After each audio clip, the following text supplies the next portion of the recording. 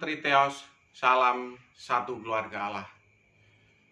Pada malam hari ini saya akan membuka judul, yaitu adalah pembobotan dan resiko doktrin homoousios pribadi. Nah, untuk isi judul ini, panjenengan harus memahami bahwa homoousios pribadi itu ada dua. Jadi sudah ada 4 corak trinitas. Khusus untuk homoousios pribadi itu saya pecah lagi menjadi 2. Nah, kenapa demikian? Karena ya kita harus mengikuti apa yang para teolog-teolog versi mereka. Jadi teolog-teolog yang berpihak pada doktrin mereka ngomong apa, ya kita ngikuti gitu aja. Loh, maksudnya gimana itu? Ya sekarang kalau panjenengan perhatikan, itu homoousios pribadi ada 2 narasi. Yang pertama itu adalah 3 pribadi 1 hakikat, ya kan? Yang pertama adalah 3 pribadi 1 hakikat Allah. Lalu narasi yang kedua adalah 3 pribadi 1 Allah. Nah, beda loh bro, beda. Ya, saya ulangi lagi ya. Jadi untuk kasus homoousios pribadi, saya mencoba mengikuti narasi yang dikatakan oleh para teolog doktrin ini. Yang pertama adalah 3 pribadi 1 hakikat Allah. Yang kedua 3 pribadi 1 Allah. Nah, perlu panjenengan ketahui bahwa doktrin homoousios pribadi ini adalah doktrin yang paling bulat.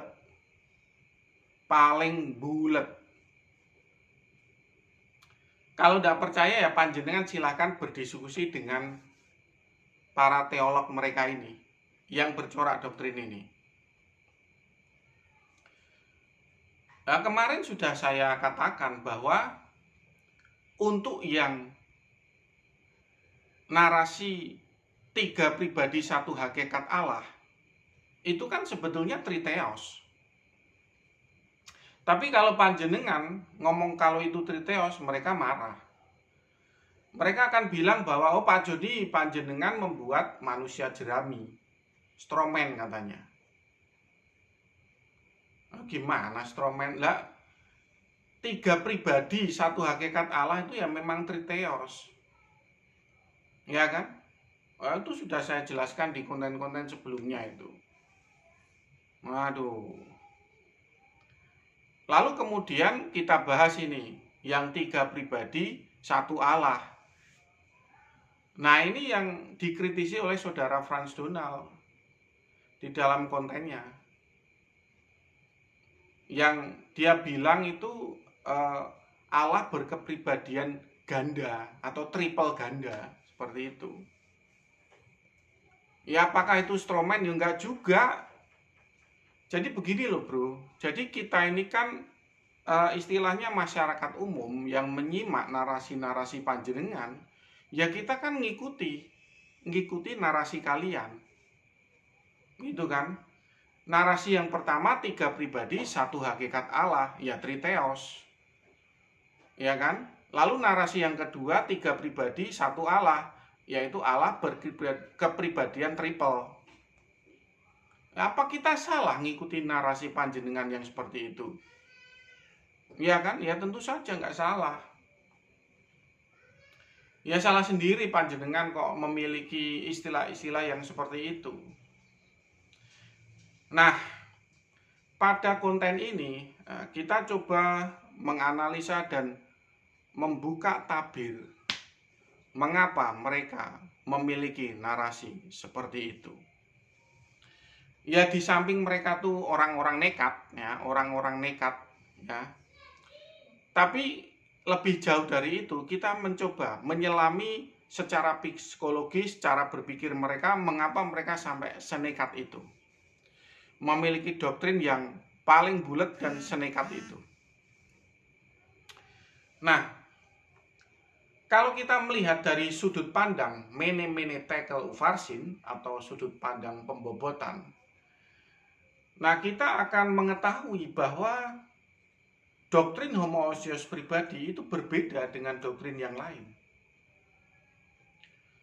Kalau doktrin triteos subordinat itu kan mene-mene tekel ufarsin, yang memandang ringan ulangan 6 ayat 4, memandang berat perjamuan kawin anak domba. Ya kan? Sehingga jadinya triteos. Kalau Yohanes memandang ringan perjamuan kawin anak domba, memandang berat ulangan 6 ayat 4. Itulah doktrin Yohanes. Nah, doktrin homoousios pribadi itu berbeda. Memang saya lihat ini para teolognya itu cenderung angkuh. Cenderung angkuh. Merasa paling benar, angkuh itu. Nah, kalau panjenengan perhatikan, salah satu yang dikemukakan oleh para teolog homoousios pribadi itu seperti ini. Kita mempercayai bahwa firman Allah itu tidak bertentangan. Oke. Kita mempercayai bahwa firman Allah itu memiliki bobot yang sama. Nah, itu yang tidak oke. Itu yang tidak oke. Ya. Mengapa? Karena di dalam Daniel 5 ayat 25 ya, mene-mene tekel ufarsin dan didapati neraca timbanganmu terlalu ringan. Oh, saya memang sedang cocok logi. Tapi cocok logi yang saya kemukakan ini bagus loh, untuk membuat tafsir atau eksegesis Anda itu sehat. Nah, kalau panjenengan memiliki tafsir atau eksegesis yang semua Anda borong dan kemaruk, makalah Anda akan menemukan doktrin homoousios pribadi itu yang sangat aneh narasinya. Jadi menurut akal sehat, menurut kewarasan itu sangat aneh. Jadi baik ulangan 6 ayat 4 ya, itu dianggap memiliki bobot yang berat. Lalu kemudian perjamuan kawin anak domba itu juga dianggap memiliki bobot yang berat. Kalau dua konteks ini ya, dua sudut pandang ini kalian memberikan bobot yang berat yang sama, jadilah narasi satu Allah tiga pribadi. Nah, ngerti ya? Jadi narasi satu Allah tiga pribadi ya dari itu. Jadi mereka menafikan mene-mene tekel ufarsin. Mereka menganggap bahwa kebenaran firman Allah itu memiliki bobot yang sama. Lah, lihat akibatnya. Nah, jadi nggak heran kalau saudara Frans Donal mengatakan bahwa itu adalah Allah yang berkepribadian ganda. Loh, kok bisa begitu? Ya karena mereka memiliki narasi satu Allah, tiga pribadi. Nah, sekarang kalau panjenengan nih ya, saya katakan panjenengan misalkan ya, nama panjenengan tuh Jono, anggap aja gitu. Jono, kamu itu satu manusia tiga pribadi. Lalu apa yang Anda simpulkan? Ya, manusia berkepribadian ganda. Bahkan bukan ganda lagi, manusia berkepribadian triple. Makanya ini tuh sebetulnya doktrin homoousios pribadi itu adalah doktrin yang paling babak belur. Paling babak belur, paling bulet, paling ngaco sedunia. Kenapa bisa begitu? Karena mereka itu murko ya. Murko istilah itu kemaruk. Mereka tidak mau. Jadi mereka tidak mau memakai mene tekel ufarsin, nggak mau. Jadi mereka menganggap bahwa oh semuanya tuh benar. Semua firman Allah itu benar ya. Ulangan 6 ayat 4 itu benar. Kemudian tentang perjamuan kawin anak domba itu juga benar. Semuanya benar. Diborong semua, kemaruk. Jadilah satu Allah, 3 pribadi. Jadi kalau panjenengan perhatikan, mereka itu adalah tipe-tipe yang kemaruk justru karena mereka itu tidak mau membuat tatanan yang sehat. Ya, mereka itu menganggap bahwa kalau kita itu memberikan bobot yang ringan kepada salah satu sudut pandang itu dianggap mengabaikan Alkitab. Jadi misalnya saya nih ya, saya memiliki sudut pandang yang lebih menitik beratkan pada perjamuan kawin anak domba. Mereka marah.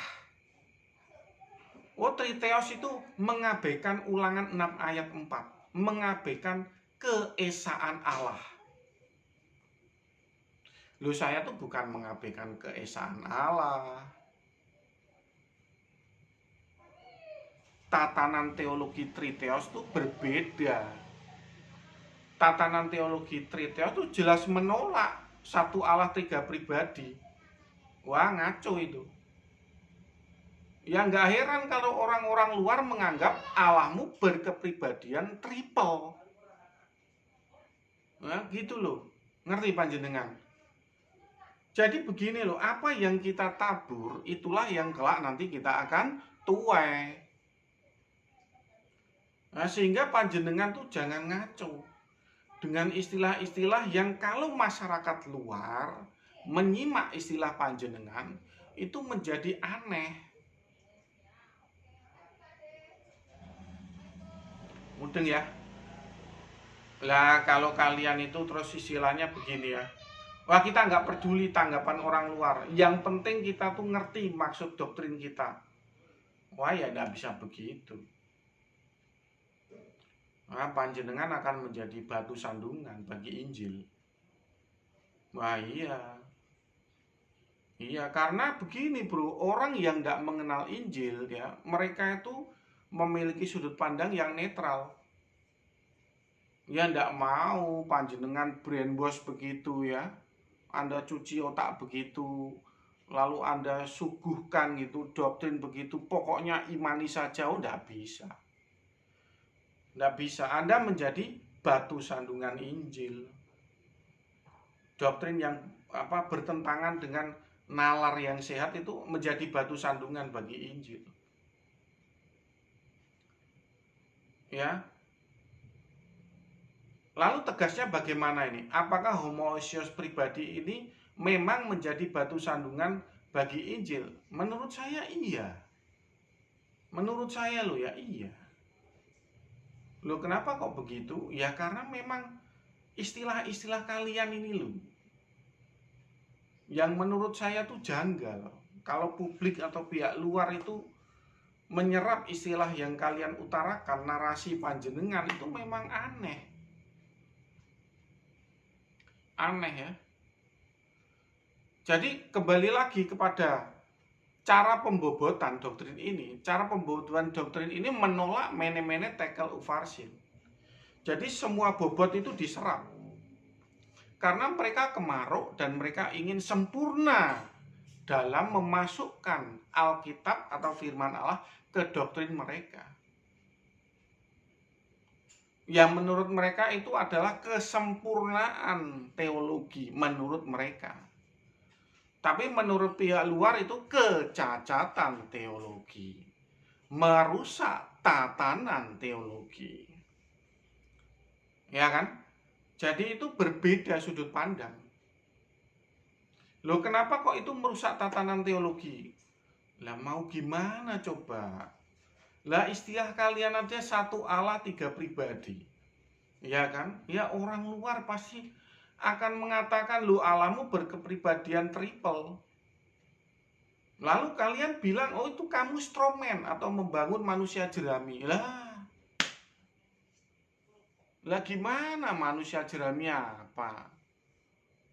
Nggak ada manusia jerami, itu istilah panjenengan sendiri. Nah, jadi jangan ngaco. Jangan ngaco. Yang punya narasi itu kan panjenengan sendiri. Homoousios pribadi itu kan memang punya narasi demikian.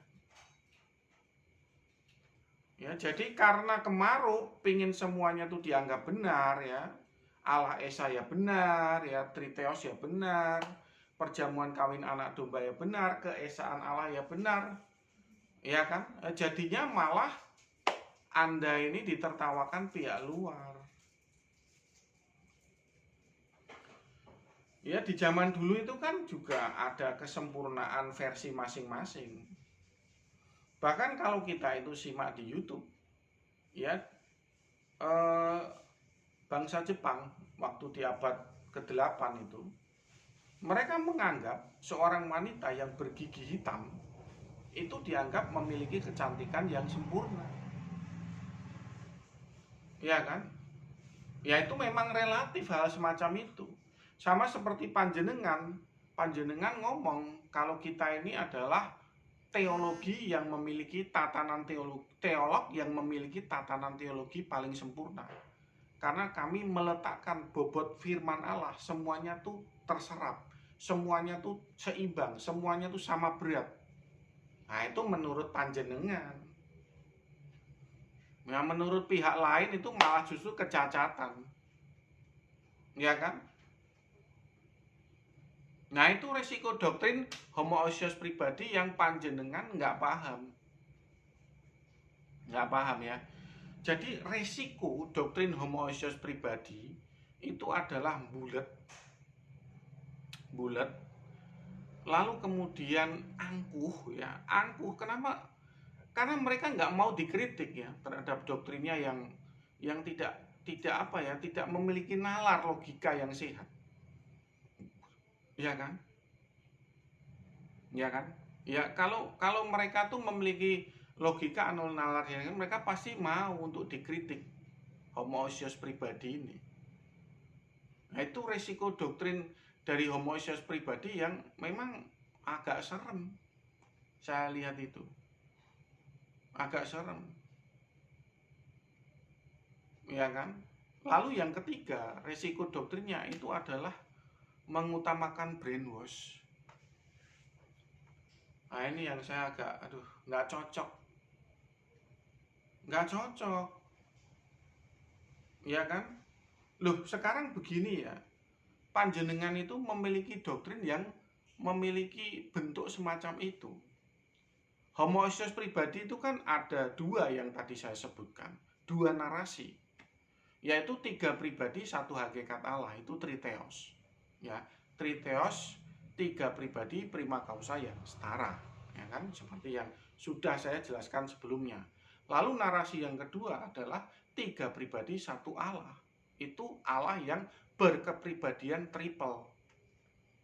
Ya, untuk panjenengan itu bisa mendapatkan pengikut, itu pasti panjenengan akan membrainwash pengikut kalian. Nah itu yang saya nggak cocok. Loh kasihan pengikut-pengikut, kasihan umat loh, kasihan orang-orang Kristen. Ya kan? Oh resiko doktrin homoousios pribadi ini memang agak serem. Ya, yang pertama bulat. Yang kedua tuh membuat para teolognya angkuh.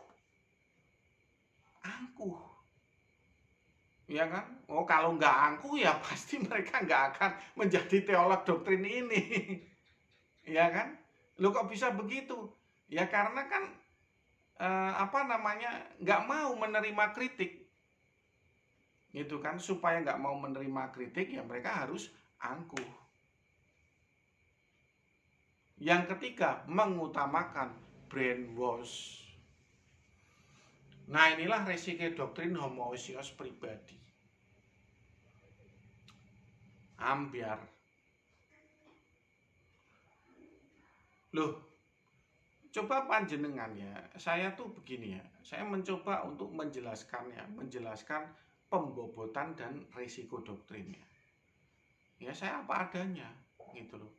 Kalau panjenengan merasa keberatan dengan apa yang saya kemukakan, silahkan panjenengan mendebat saya. Mendebat saya, nggak apa-apa. Loh saya nggak ngegas loh. Saya nggak ngegas menjelaskan ini semuanya. Saya hanya menjelaskan apa yang kalian kemukakan sendiri. Ya kan? Lah sekarang panjenengan bilang 3 pribadi 1 hakikat Allah. Saya bilang itu adalah triteos. Panjenengan menolak. Ya. Triteosnya itu 3 pribadi prima causa yang setara. Kalau saya kan triteosnya itu subordinat. Berbeda kan, tapi tetap triteos juga. Ya, narasi yang pertama panjenengan tolak. Ya kan? Panjenengan bilang bahwa kita ini sedang stromen atau membuat manusia jerami. Lalu narasi yang kedua, panjenengan bilang 3 pribadi 1 Allah. Itu adalah Allah yang memiliki kepribadian triple. Itu juga panjenengan tolak. Panjenengan bilang itu stromen atau manusia jerami. Coba bayangin. Apa ndak ngeri gitu loh? Ada doktrin seperti itu gitu loh. Ya kan? Ndak, ini menurut panjenengan saya ini ngawur. Saya ini istilahnya tuh penuh kebencian atau bagaimana, coba panjenengan lah yang jawab itu. Saya nggak ngegas loh. Ya saya cerita-cerita apa adanya seperti ini. Ya saya kan hanya ingin melayani mereka yang masuk ke dalam channel YouTube saya, yang menyimak konten-konten saya ini. Ketika mereka memilih satu di antara 4 corak doktrin ini, pikiran mereka tuh terbuka, gitu loh, terbuka, ya kan? Jadi ya apa boleh buat, ya saya harus jelaskan apa adanya, sesuai dengan narasi-narasi yang panjenengan buat.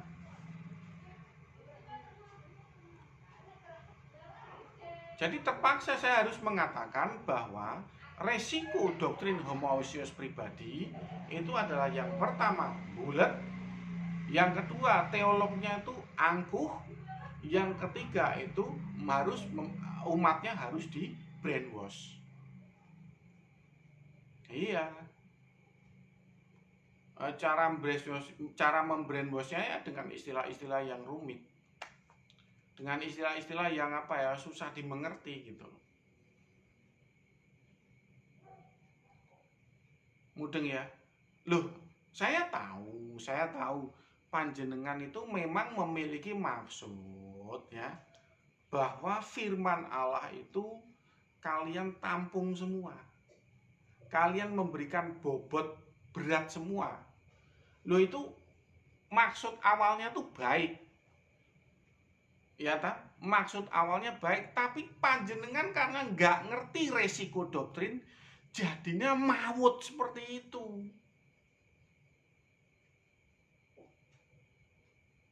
Makanya para teolog itu harus ngerti resiko doktrin. Wah, kalau cuman itu cuman mengandalkan hafalan, mengandalkan buku-buku tebel yang pernah dibaca, ya sama saja. Sama saja, itu hanya akan membuat Anda itu semakin angkuh menjadi seorang teolog. Tidak mau menerima kritik. Ya, seorang teolog tuh harus memahami resiko doktrin. Doktrin yang panjenengan buat itu resikonya tuh serem. Ngeritok. Ceyem. Lu tidak percaya, silakan renungkan. Dan silakan kalian simak para teolog-teolog homoousios pribadi ini. Apakah yang saya katakan ini saya buat-buat begitu? Apakah saya ini hanya karena benci dengan doktrin homoousios pribadi? Silakan panjenengan renungkan.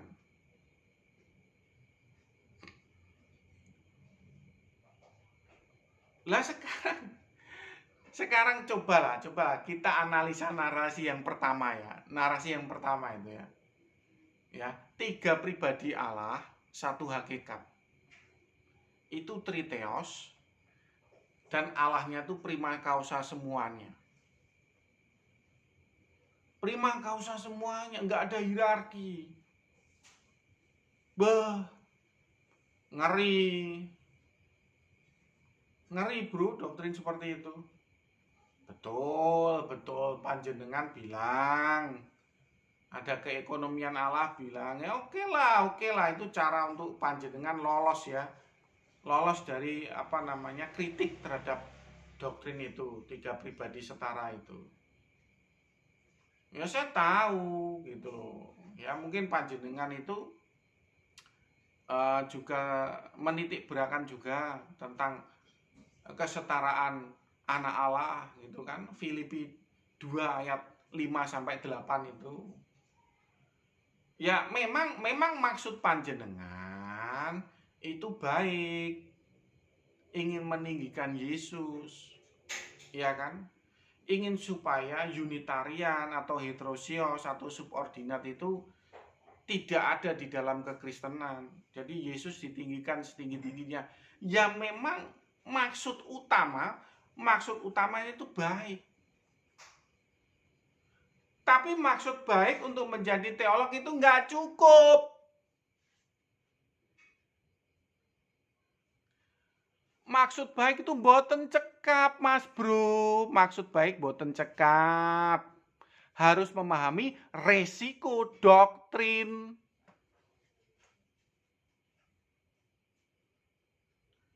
Mudeng ya?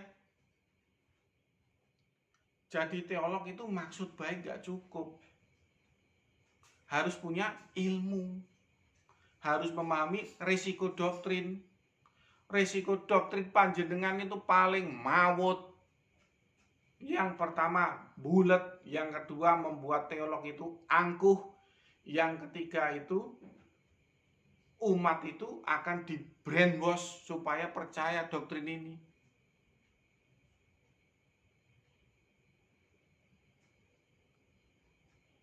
Makanya Uskup Eusebius dan Arius itu nggak setuju waktu di Konsili Nisea. Karena memang serem ini anak Allah ditinggikan ya, ditinggikan setara dengan prima causa, sang mutlak, sang transenden. Kalau panjenengan sebagai teolog itu mesti merinding, serem gitu. Loh kenapa kok sebagai teolog kalian tuh merinding dan serem? Karena panjenengan sudah memahami resiko doktrin. Karena itu memang menyeramkan, resiko doktrin itu ya meninggikan anak Allah setara dengan prima causa Allah Bapa itu memang sangat seram. Resiko doktrinnya itu sangat seram.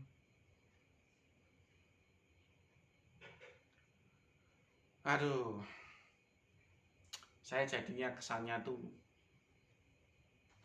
sangat memusuhi doktrin homoousios pribadi. Kesannya loh ya. Padahal sebetulnya enggak begitu. Loh saya kan harus bertanggung jawab terhadap para viewer saya. Supaya enggak ikut-ikutan ngawur. Ya kan? Ya saya harus menjelaskan ya apa adanya dong. Benar enggak? Resiko doktrin itu saya jelaskan apa adanya. Ya kan? Loh, kalau saya enggak menjelaskan apa adanya, ya, orang-orang yang sudah terkena brainwash doktrin homoousios pribadi, mereka nggak bisa menilai segala sesuatu dengan objektif.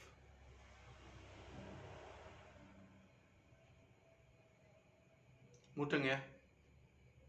Jadi saya ini nggak membenci panjenengan, ndak. Tapi kan saya harus menjelaskan resiko doktrin ini apa adanya. Gitu loh, Bro. Nah, di antara 4 corak doktrin ini, memang yang paling mawut itu doktrin panjenengan. Ambiar. Resikonya tuh sangat tinggi. Sangat tinggi. Ya kan? Anak itu selalu subordinat atau tunduk kepada bapak. Setahu saya nih ya, setahu saya selama saya membaca Alkitab, setahu saya nih ya tolong koreksi kalau saya ini salah. Yang ingin setara dengan Allah Bapa itu iblis. Setahu saya loh ya. Yang ingin setara dengan Allah Bapa, menyetarakan dirinya dengan Allah Bapa, ya kan? Yang punya keinginan atau free will-nya itu setara dengan Allah Bapa itu iblis. Loh, setahu saya seperti itu loh. Makanya saya sebagai teolog subordinat agak serem. Ini loh, bulu kuduk saya tuh merinding. Merinding banget. Kalau kalian itu bilang anak Allah tuh setara prima causa dengan Bapa, jenggirat semua saya nih. Bulu kuduk saya tuh merinding semua, Bro. Bener. Loh, kalian teolog tuh apa nggak merinding toh dengan apa yang kalian omongkan seperti itu? Menyetarakan anak Allah setara dengan Allah prima causa. Saya aja merinding loh. Bener ini. Loh, karena menurut saya ini ya, sepengalaman saya membaca Alkitab, yang pengen menyetarakan diri dengan Allah prima causa itu iblis. Loh, maaf lu ya, kalau saya salah tolong dikoreksi.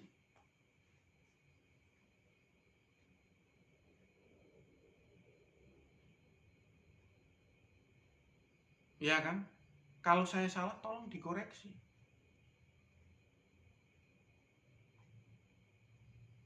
Panjenengan yang menyimak konten ini ya. Saya memohon banget buka pikiran dan hati panjenengan. Ya, buka hati dan pikiran panjenengan supaya kalian memahami betapa resikonya tuh sangat tinggi doktrin ini.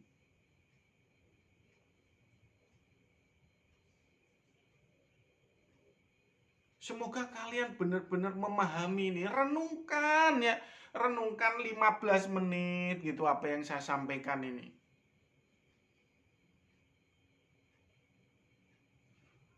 Resiko doktrin ini tuh bagaimana? Panjenengan coba renungkan gitu.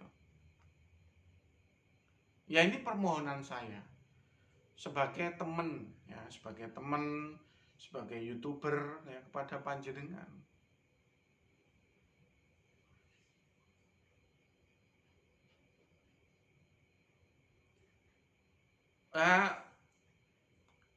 Jangan kalian berpikir bahwa saya tuh sebagai teolog triteos itu antipati terhadap doktrin homoousios pribadi gitu. Karena saya selalu menyerang doktrin ini gitu. Aduh bro gitu. Saya itu kan harus bagaimanapun juga itu menjelaskan resiko doktrin. Iya kan? Resiko doktrin harus saya jelaskan. Jadi bukan karena saya tuh pengen memusuhi doktrin panjenengan. Lah, apakah dengan mengatakan kebenaran aku ini menjadi musuhmu? Kan enggak. Iya kan? Loh, saya ini membahas doktrin loh, enggak membahas pribadi orang. Iya kan? Yang namanya doktrin kan di luar dari bagian panjenengan. Kalau kalian melepaskan diri dari doktrin itu kan selesai masalah.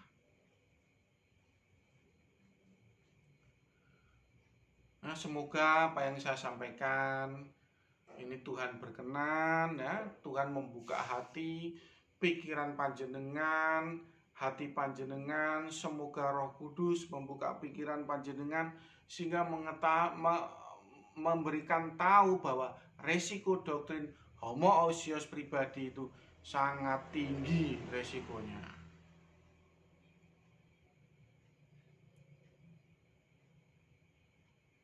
Ngerti ya sedulur ya?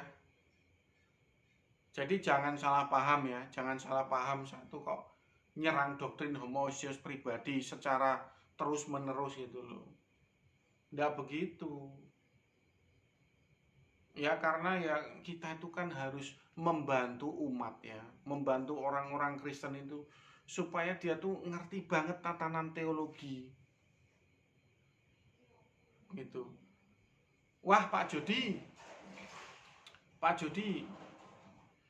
saya tetap percaya homoousios pribadi. Loh, panjenengan itu boleh percaya homoousios pribadi, tapi kan panjenengan selalu bilang stromen terus. Yang narasi pertama, 3 pribadi, 1 hakikat. Itu saya bilang triteos prima causa stara. Itu panjenengan bilang manusia jerami. Iya kan? Lalu kemudian dengan kalian menyatakan 3 pribadi 1 Allah. Ya kan? Itu kan seharusnya adalah Allah berkepribadian triple. Kalian juga mengatakan Pak Jody manusia jerami. Nah, ini yang bikin susah. Kecuali kalau panjenengan bilang, "Oh ya, memang doktrin kami seperti itu." Nah, itu resiko doktrinnya tuh lebih minimal. Lebih minim. Jadi umat tinggal mempertahankan doktrin itu.